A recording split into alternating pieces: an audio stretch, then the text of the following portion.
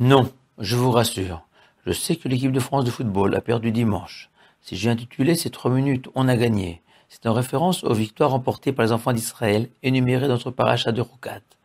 Parmi ces victoires, Vaev Besoufa désigne le triomphe des enfants d'Israël contre les Égyptiens sur la mer Rouge.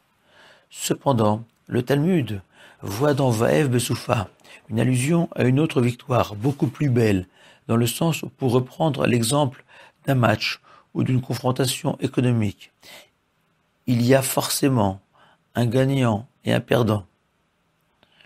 Tandis que Vaev Besoufa renvoie à deux camarades d'études qui se sont affrontés tels deux ennemis et ne se séparent pas avant d'être redevenus des amis qui s'aiment.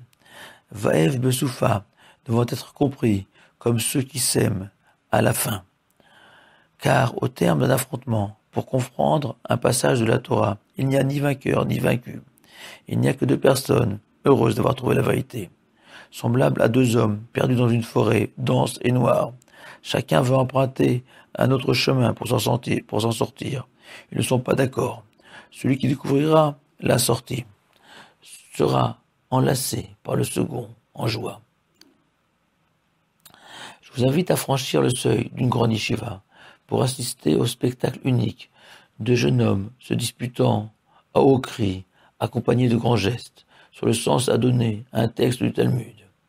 Vous retrouverez ces mêmes jeunes hommes, peu après, assis à table fraternellement. Ils sont l'illustration parfaite de Vaev Besoufa. Le Talmud raconte que pendant 3 ans, Beth Shammai s'est opposé à Beth Hillel, jusqu'à ce qu'une voix céleste résonne et annonce: les opinions de Shammai et de Hillel sont toutes deux exactes et d'origine divine. Même si elles paraissent contradictoires, les positions de Shammai et de Hillel tirent toutes les deux leur origine à la source de la recherche de la vérité. Le Talmud raconte aussi que Rabbi Yochanan souffrait plus que de raison de la mort de Resh Lakish, son plus farouche opposant. Rabbi Yochanan expliquait: lorsque j'enseignais une loi, Resh Lakish me posait 24 questions pour s'y opposer, et moi je parvenais à trouver une réponse à chacune de ces interrogations, qui donnait une large assise à mon enseignement, car la discussion entre deux sages grandit la Torah. Aristote disait que l'amitié est une âme en deux corps. Il pensait sans doute à deux juifs qui ont compris que la véritable amitié ne se construit pas autour d'un bon verre, mais uniquement en ouvrant un livre de Torah. Shabbat Shalom à vous tous.